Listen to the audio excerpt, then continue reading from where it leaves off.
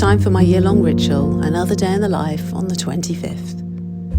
It rained on and off all day, the kind of storm that distracts me with its activity through the window, water threading its way down the glass, trees swaying like dancers.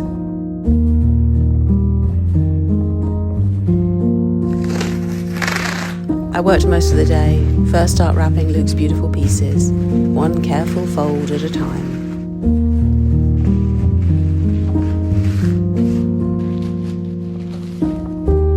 Kept up with my Words to Live By project. Today's mantra was another small reminder.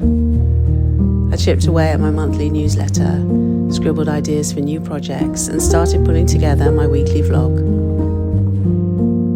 Pausing for a tiny treat and matcha break. It's been a whole month since I forced myself to like this drink, and now it's become a little ritual. Too rainy to go far though, so lunch was something quick at home.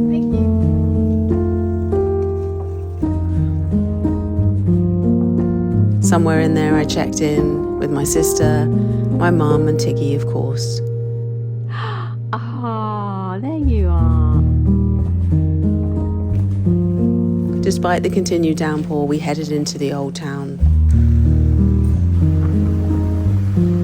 Breaking tradition, our usual Sunday pork belly lunch became Saturday dinner, because sometimes routines are meant to be mixed up.